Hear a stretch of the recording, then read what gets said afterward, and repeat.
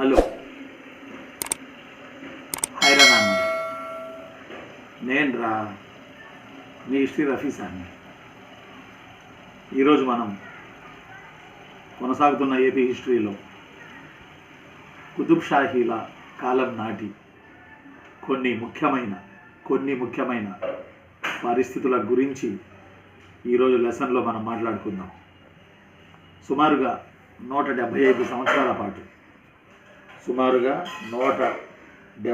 సంవత్సరాల పాటు కుతుబ్ షాహీ రాజులు 1 2 3 4 5 6 7 కుతుబ్ షాహీ రాజులు 175 సంవత్సరాల పాటు అద్భుతమైన పరిపాలనను అందించారు. తెలంగాణ, ఆంధ్ర, రాయలసీమ, కొంత కర్ణాటక, కొంత మహారాష్ట్ర ఈ ప్రాంతాలలో అద్భుతమైన పరిపాలనను అందించారు కుతుబ్ షాహీలు. వీళ్ళు ప్రవేశపెట్టిన పరిపాలన విధానం కొద్ది గొప్ప తేడాతో నేటికి కూడా మనం కొనసాగించుకుంటున్నాం. కుతుబ్ షాహీలు ఆంధ్ర సుల్తాన్లుగా పిలువబడ్డారు. కుతుబ్ షాహీలు తెలుగు రాజులుగా పిలువబడ్డారు. తానీషాని, మల్కిభరాముడని బిరుదులతో పొగడబడ్డారు. తెలుగులో కవిత్వాలు రాశారు, తెలుగులో పద్యాలు రాశారు, తెలుగు కవులను ఆదరించారు.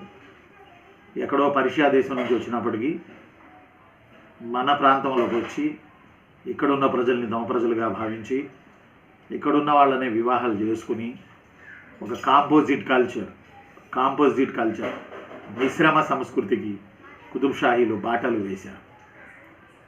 ఒక మాట చెప్పాలంటే భక్తిమత ఉద్యమం అని వచ్చింది 10వ శతాబ్దంలో.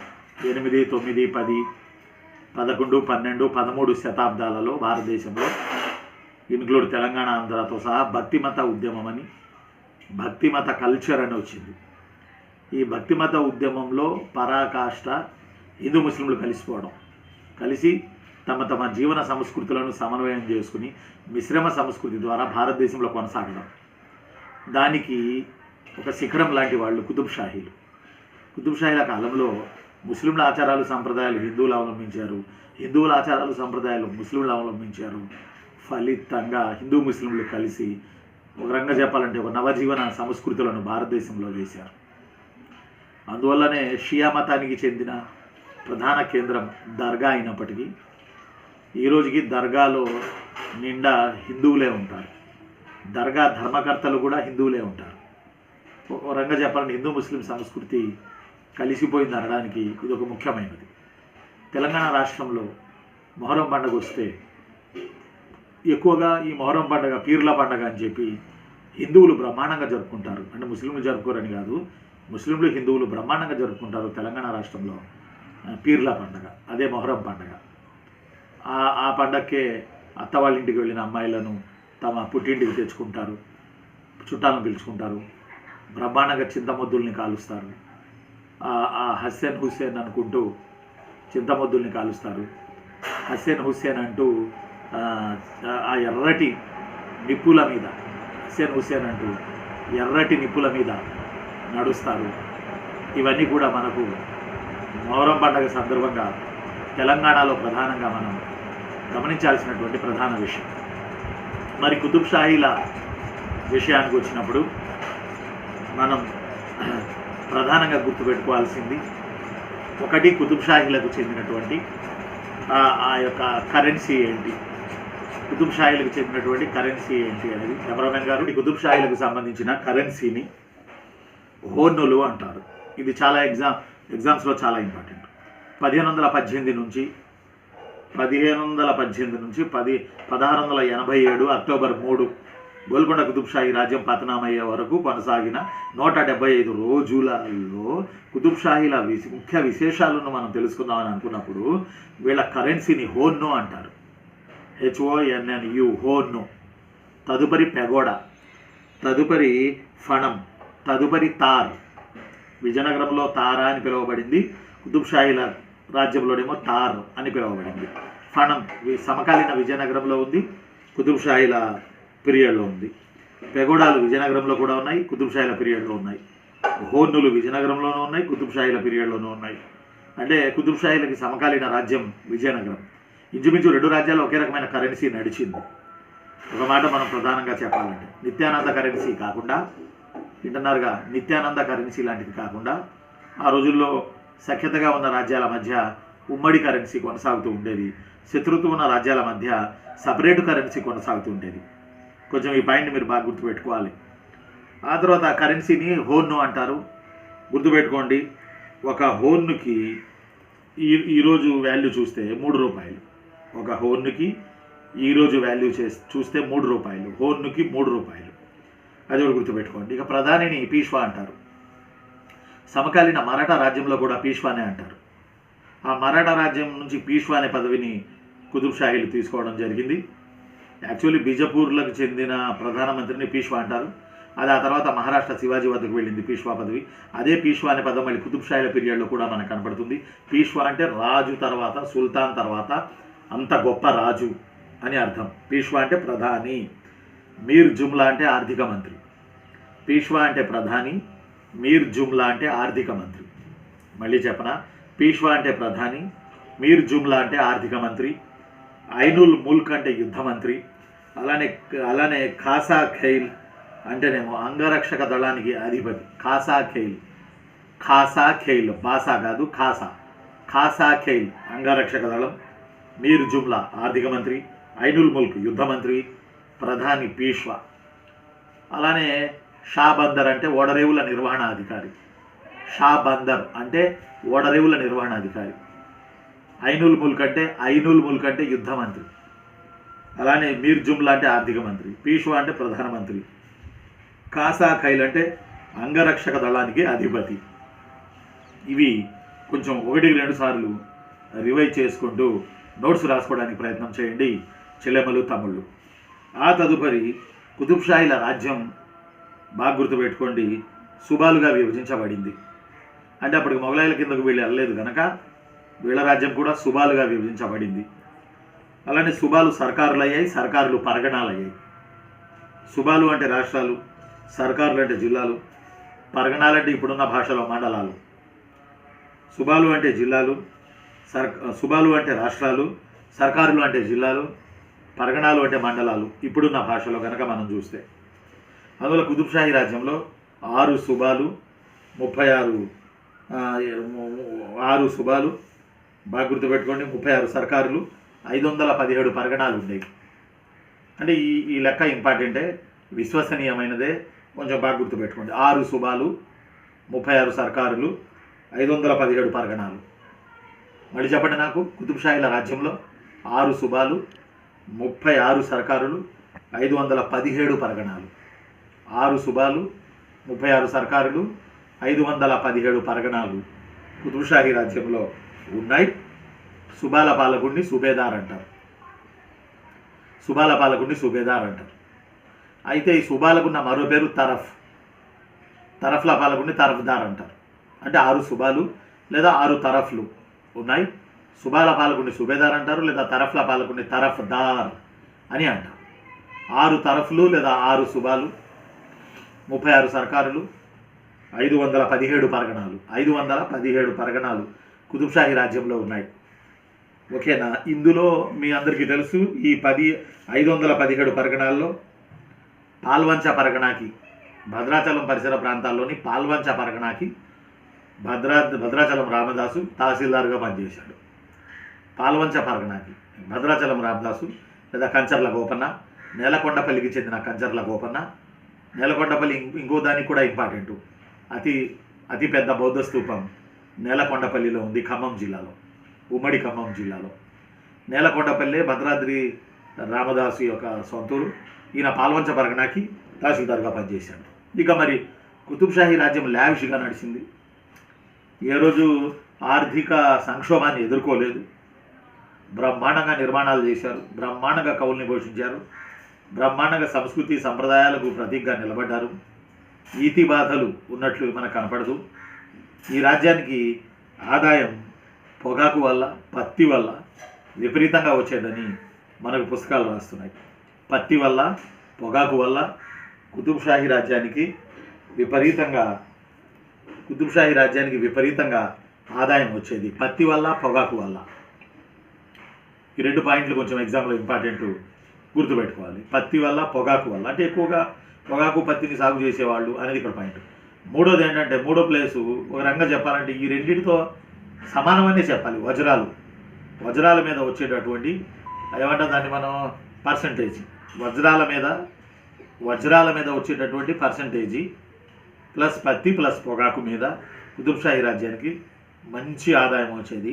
దాన్ని పెట్టి వాళ్ళు నడిపేవాళ్ళు. ఈ రోజుల్లో దీని మీద ఆదాయం వస్తున్నట్టుగా ప్రభుత్వాలకి ఆ రోజుల్లో వాటి మీద ఆదాయం వచ్చేది కుతుబ్షాహీ రాజ్యానికి. ఆ తర్వాత అందువల్లే వజ్రాలను తవ్వుకోవడానికి పర్మిషన్ ఇస్తే దాని మీద ఇంత పర్సంటేజీ అని ప్రభుత్వానికి వచ్చేది, కుతుబ్షాహీ ప్రభుత్వానికి. అందువల్లే గోల్కొండను రెండవ ఈజిప్ట్ అని పిలిచారు. ఈజిప్ట్లో వజ్రాలు ఎక్కువ, అలానే మన గోల్కొండను రెండవ ఈజిప్ట్ అని పిలిచారు.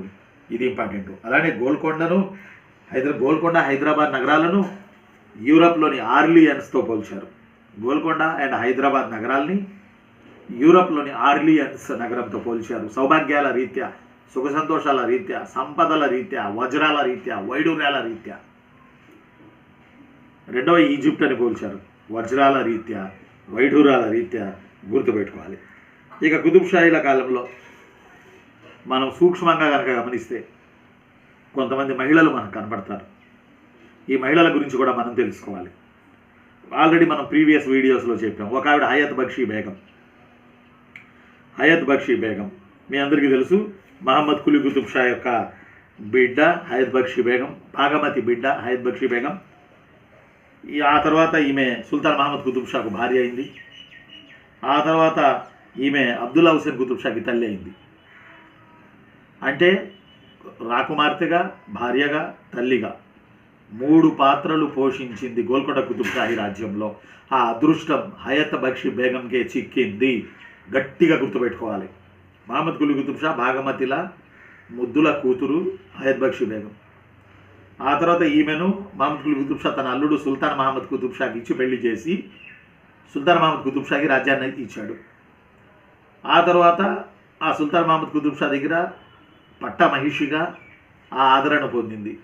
అంతకుముందు మహమ్మద్ కులీ కుతుబ్ షా దగ్గర యువరాణిగా ఆదరణ పొందింది. ఆ తర్వాత ఈమె అబ్దుల్లా కుతుబ్ షాకి జన్మనిచ్చింది. అబ్దుల్లా కుతుబ్ షా రాజయ్యాడు. అప్పుడు ఆమె దగ్గర రాజమాతగా, లావిష్గా గౌరవం పొందింది. రాకుమారిగా, పట్టాభి రాణిగా, ఆ తర్వాత రాజమాతగా 3 పాత్రలు నిర్వహించింది Hayat Bakshi Begum. Not a joke, చాలా important role, key role. Hayat Bakshi Begum పేరిటే హయత్ నగర్ మసీదు, హయత్ బక్షీ బేగం పేరిటే ఎల్బీ నగర్ దగ్గర హైదరాబాద్లో హయత్ నగర్ అనేది ఈమె పేరిటే ఏర్పడ్డాయి. ఆ తర్వాత మనం గుర్తుపెట్టుకోవాలి, భాగీరథి అంటే హయత్ బక్షీ బేగం ఒక మహిళ. భాగీరథి అంటే హయత్ బక్షీ బేగం వాళ్ళ, ఒక మాట చెప్పాలంటే హయత్ బక్షీ బేగం వాళ్ళ నాయనమ్మ, ఇబ్రహీం కులీ కుతుబ్ షా యొక్క తల్లి, ఇబ్రహీం కులీ కుతుబ్ షా యొక్క భార్య భాగీరథి. అలానే భాగమతి మీ అందరికీ తెలుసు, ఆమె పేరిటే భాగ్యనగరం.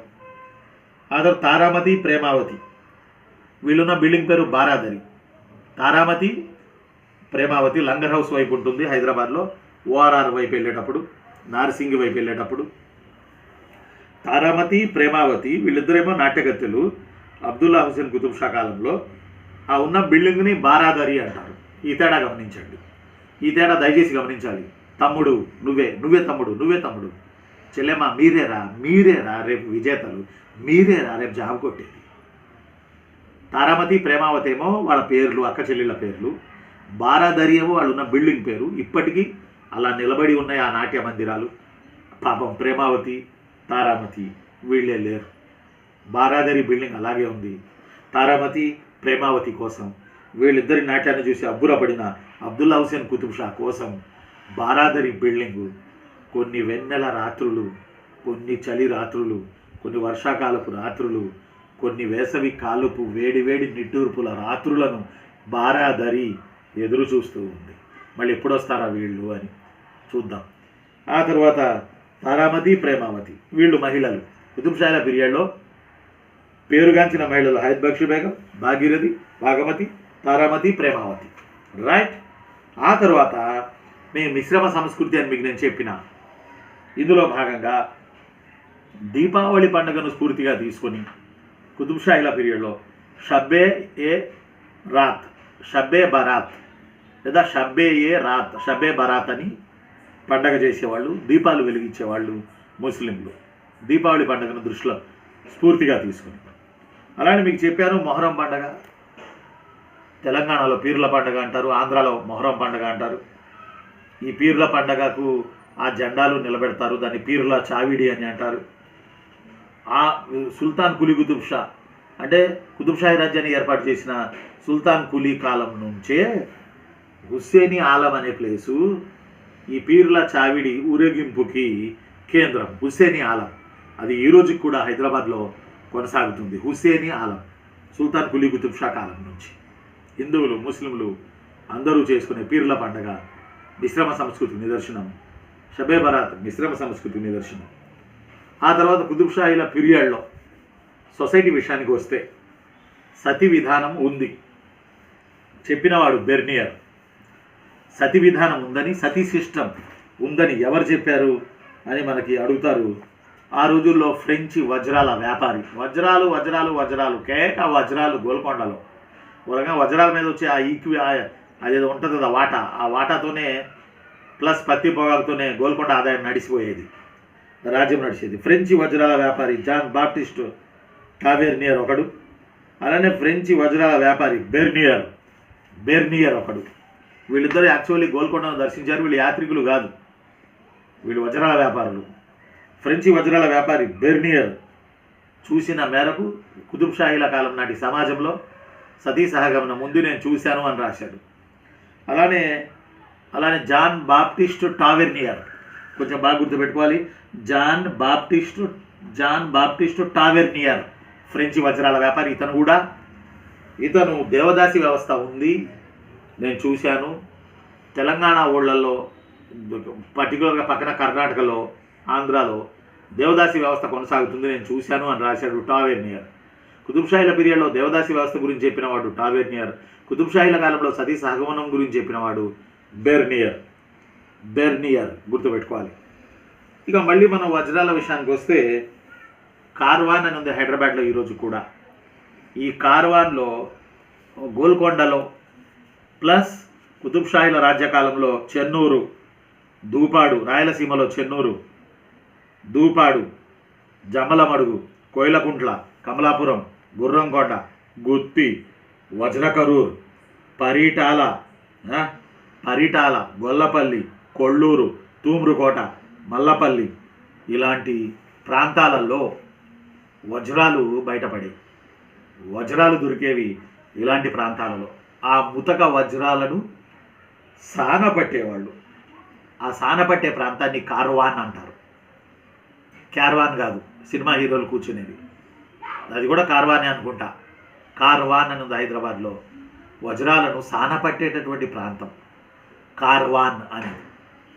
గోల్కొండలో వజ్రాలు ఇప్పుడు ఇందాక నేను చదివిన ప్రదేశాల్లో గోల్కొండను రెండో ఈజిప్ట్ అంటారు. సాక్షాత్తు గోల్కొండలో దొరికాయి వజ్రాలు. ప్లస్ చెన్నూరు, దూపాడు, మళ్ళీ చదువుతా చూడండి, చెన్నూరు, దూపాడు, గోల్కొండ, జమ్మలమడుగు, కోయిలకుంట్ల, కమలాపురం, గుర్రంకొండ, గుత్తి సమీపాన వజ్ర కరూర్, ఆ తర్వాత పరిటాల, ఆ తర్వాత కొల్లూరు, పల్నాడులో తూమ్రుకోట, కృష్ణా జిల్లాలో పరిటాల, కృష్ణా జిల్లాలో మల్లపల్లి, కృష్ణా జిల్లాలో గొల్లపల్లి. ఈ ఊళ్ళన్నీ వజ్రాలు దొరికాయి, ప్రవకాలు దొరికాయి. వర్షాలు కురిసి వెలిసిన తర్వాత విపరీతంగా ఇక్కడ వజ్రాలు దొరికాయి. అసలు గోల్కొండ ఐశ్వర్యానికి కారణం వజ్రాలే. గోల్కొండ కుతుబ్షాహీల రాజ్యం 175 years దుమ్ము లెగిసిందంటే కారణం వజ్రాల మీద వచ్చే ఆదాయం. గోల్కొండ వాళ్ళు డచ్ వాళ్ళకి గోల్కొండ కోటలో వజ్రాల అన్వేషణకి 50-50 భాగస్వామ్యం చేస్తూ ఎంఓయు కుదుర్చుకున్నారు డచ్ వాళ్ళతోటి గోల్కొండ కుతుబ్షాహీలు.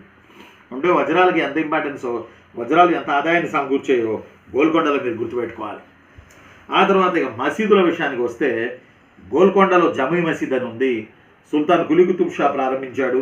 అది కట్టడం నడిచి మహమ్మద్ కులీ కుతుబ్ షా వరకు నడిచింది. గోల్కొండ కోటలో జామీ మసీద్ అని ఉంది ఇప్పటికి కూడా. సుల్తాన్ కులీ కుతుబ్ షా ఆయన కాలంలో ప్రారంభమై ఈ మసీదు పర్షియా సంప్రదాయాలతో ప్రారంభమై మహమ్మద్ కులీ కుతుబ్ షా కాలానికి పూర్తయింది. అలానే మక్కా మసీదు చార్మినార్ దగ్గర ఉంది. మక్కా మసీదు కాబా నుంచి అంటే మక్కా ప్రాంతం నుంచి రాయి తెచ్చి మహమ్మద్ ప్రవక్త వెంట్రుకలు తెచ్చి అక్కడ పెట్టి ఈ మక్కా మసీదుని మహమ్మద్ కులీ కుతుబ్ షా నిర్మాణం ప్రారంభించాడు. బాగా గుర్తుపెట్టుకోవాలి, మహమ్మద్ కులీ కుతుబ్ షా నిర్మాణం ప్రారంభించాడు. ఈ చార్మినార్ దగ్గర ఉన్న మక్కా మసీదు కంప్లీటెడ్ బై ఔరంగజేబ్. ఆయన దండయాత్రలకు వచ్చాడు. దండయాత్రలు రాకముందు దక్కన్కి గవర్నర్గా పనిచేశాడు ఔరంగజేబ్. మొఘలాయిలో ఇద్దరు రాజులు కాకముందు దక్కన్ ప్రాంతానికి గవర్నర్లుగా పనిచేశారు. దక్కన్ సుబాకి ఒకటి షాజహాన్, ఇంకోటి ఔరంగజేబ్. అందువల్లే వాళ్ళు దక్కన్ మీద దాడులు చేశారు. దక్కన్ మొత్తం వాళ్ళకి పరిచయం కనుక చివరికి ఔరంగజేబ్ చేతిలోనే బీజాపూర్, గోల్కొండ ఇవన్నీ మొఘలాయి రాజ్యంలో కలిసిపోయాయి. ఔరంగజేబు రాజు కాకముందు వాళ్ళ అయ్య కాలంలో దక్కన్ గవర్నర్గా పనిచేశాడు అన్నట్టు. అందువల్ల ఆయన ఆ టైంలో కొన్ని పూర్తి చేసి ఉండొచ్చు. హయత్ నగర్ మసీదు హయత్ బక్షీ బేగం. ఖైరతాబాద్ మసీదు, ఖైరతాబాద్లో కూడా పెద్ద మసీదు ఉంది ఈరోజు కూడా.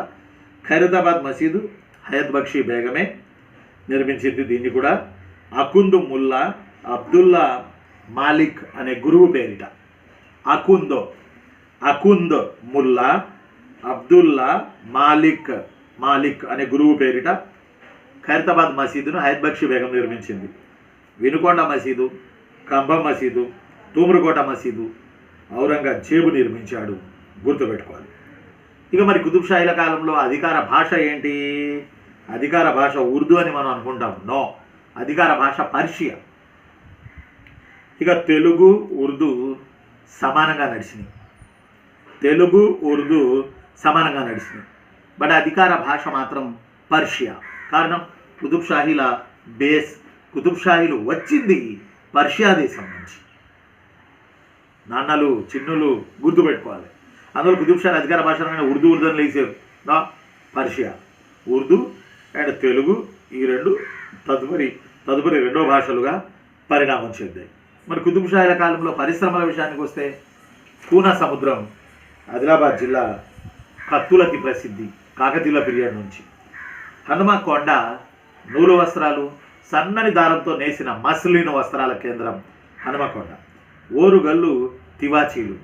అలానే భువనగిరి, నిర్మల్, ఇందల్వాయి, కూన సముద్రం. భువనగిరి, నిర్మల్, ఇందల్వాయి, కూన సముద్రం కత్తులకి ఫేమస్.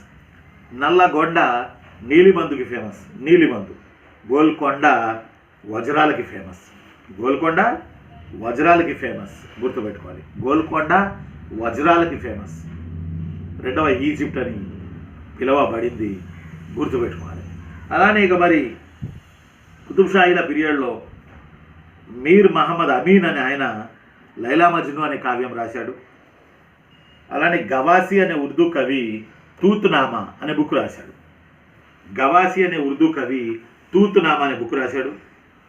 మీర్ మహమ్మద్ అమీన్ ఏమో లైలా మజ్ను అనే బుక్ రాశాడు. ఇక గోల్కొండ కరణం సారంగు తమ్మయ్య లేదా తిమ్మయ్య వైజయంతి విలాసం రాశాడు మహమ్మద్ కులీ కుతుబ్ షా కాలంలో.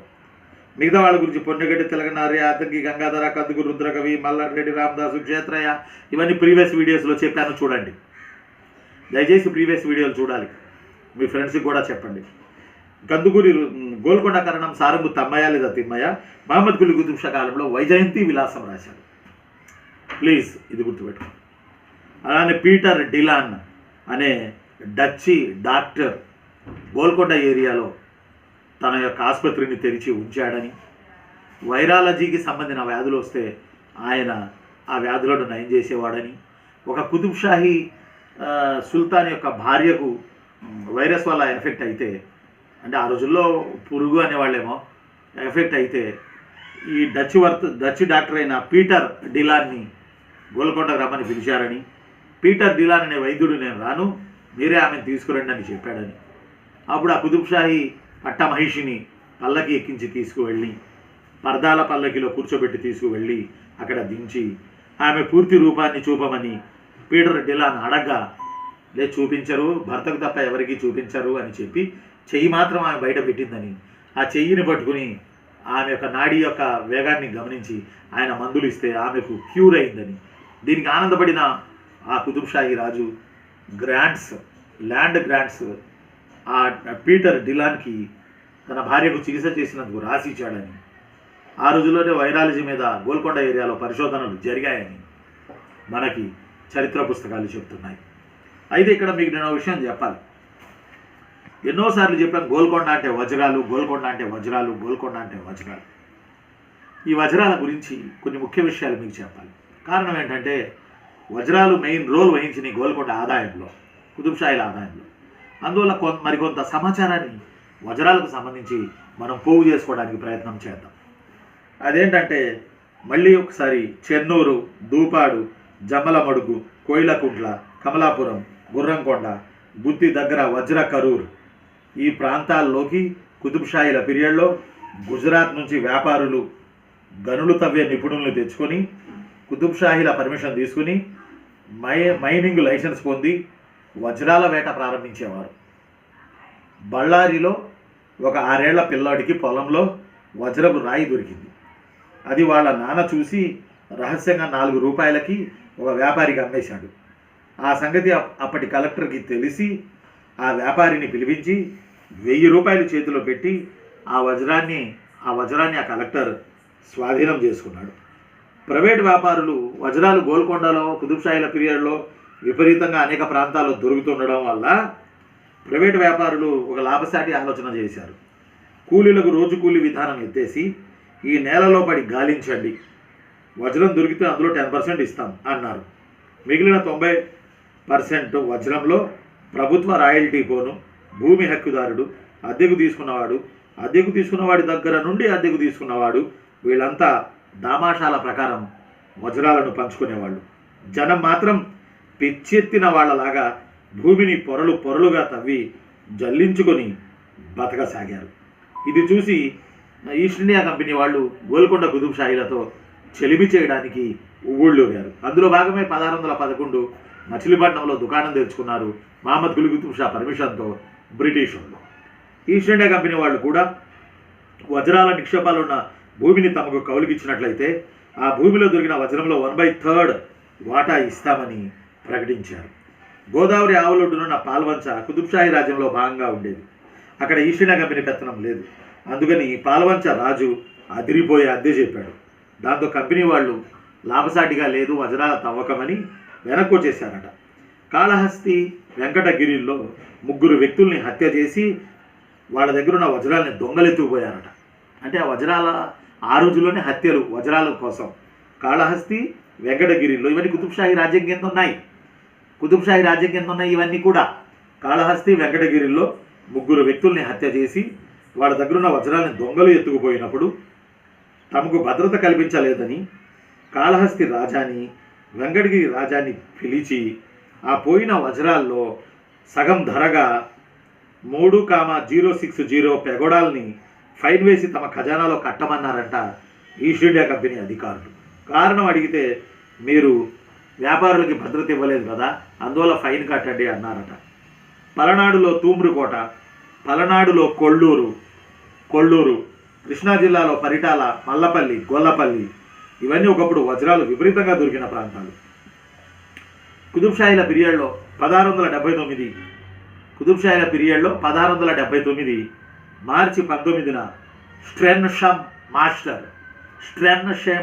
మాస్టర్ అనే ఒక ఏజెంటు, ఆయనకు ఒక కంపెనీ ఉండేది కోస్ట్ బే కంపెనీ. కోస్ట్ అంటే కోస్టల్ ఏరియా.